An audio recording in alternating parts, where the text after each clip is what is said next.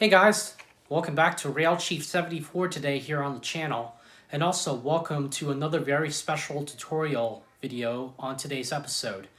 Now it's been quite some time since I last uploaded a video here online, so I figured this might be the right time to share with you all a little project that I'm really excited to share with you all in today's episode.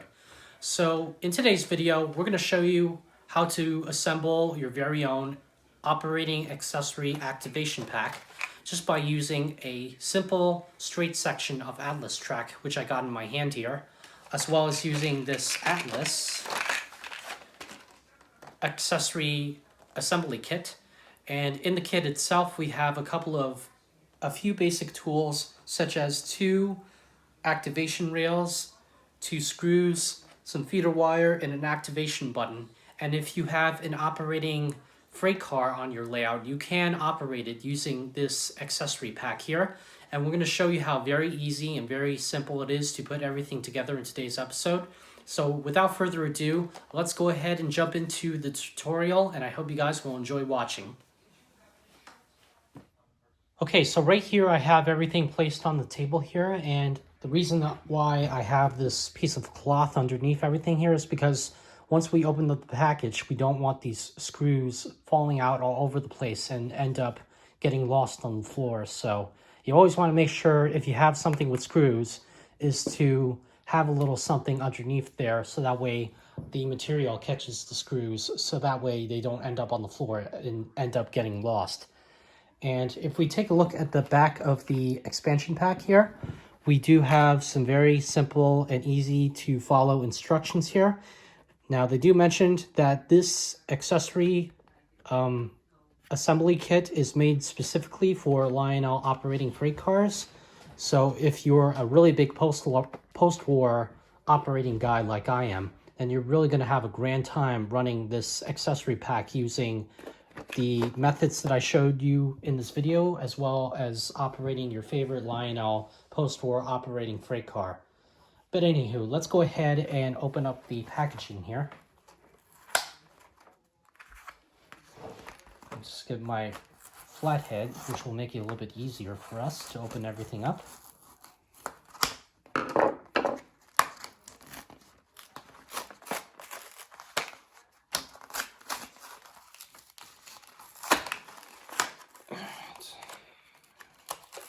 Now with the package partially opened, we can go ahead and spill out the screws off on the cloth here. We'll put the wire to the side. And now let's go ahead and get everything else out of the packaging. Put that there.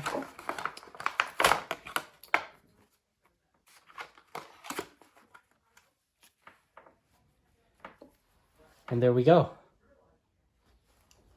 Okay, so here we have all of our pieces out of the package and partially assembled. As you can see, I've mounted the little screws inside of the metal rails here. And surprisingly, I got a message from my friend Cody from Cody's Trains and Jazz, who mentioned that these are almost the exact same rail joiners that we used for the Lionel Super-O track system back in the 1950s. So I thought that was really fascinating, and it just goes to show you how much information you can get, not just by reading books, but also chatting with friends on social media.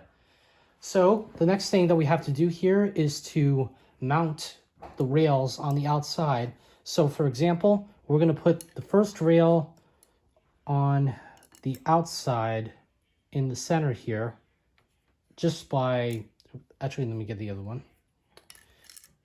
So we're going to take our first rail and mount it to the outside of this side of the track, and the same thing goes for the other side. However, we're going to mount the other rail joiner to this section of the track. But before we do, all we just have to do is to take this section of straight track down to my garage and make some modifications to it. So as you can see, I know it might be a little hard to tell, but I did mark down where we're going to be drilling a couple of holes on the underside of the track. So let's go ahead and take this down to the garage and we'll work from there.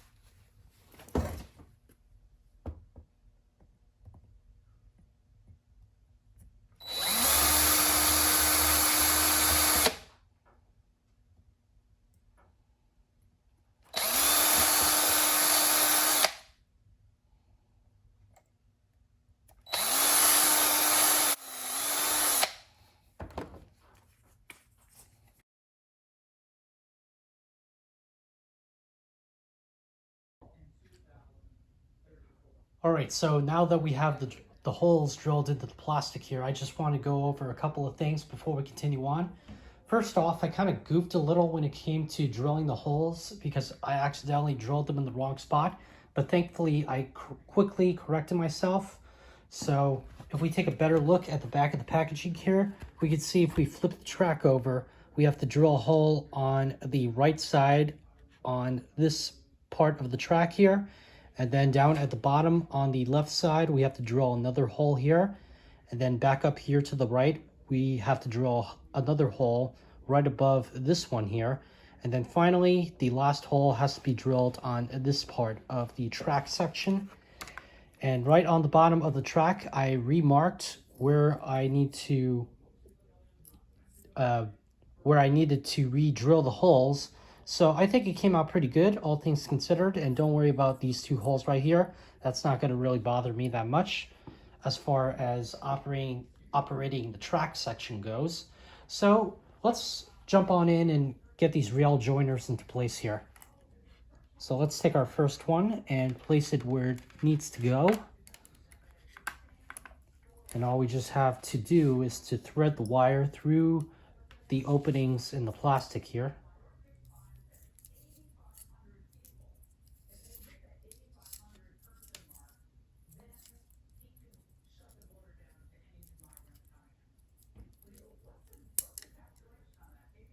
Oops, wrong one.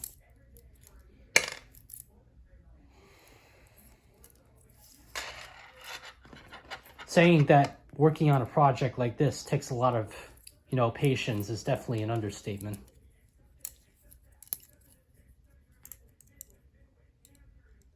All right, not that one either.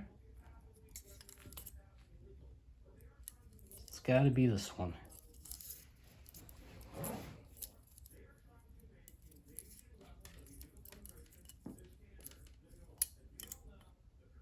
There we are.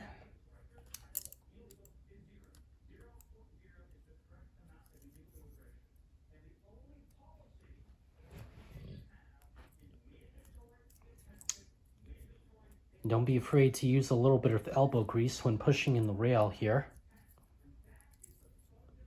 All right, now that that one's in place, let's go ahead and work on our other rail joiner here.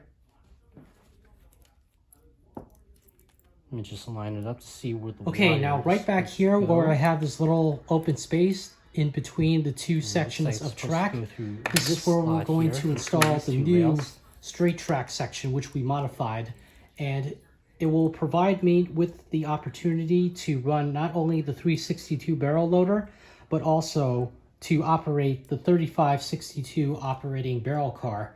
And right across from where the barrel loader is, right in this little open space where these two wires are sticking out, we're going to install the milk platform as well. And voila. And I also did a little bit of a test run earlier before to make sure that everything was working properly.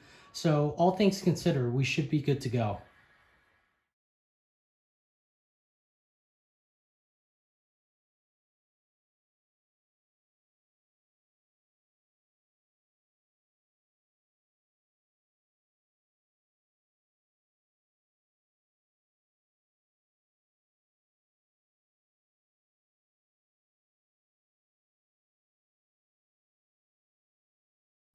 All right, so now we're in the final stage of testing this track out here. So let's go ahead and apply power to the entire layout and watch the magic unfold before your very eyes.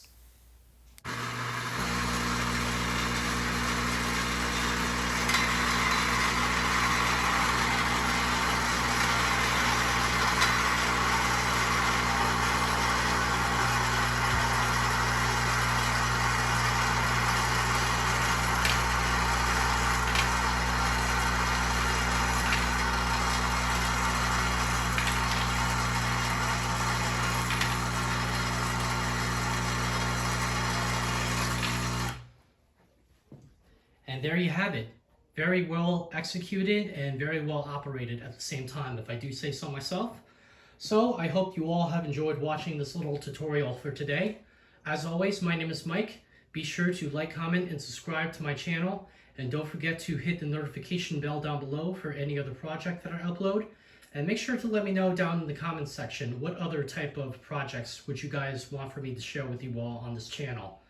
So, as always, thank you all for tuning in, and I hope to see you all in my next video.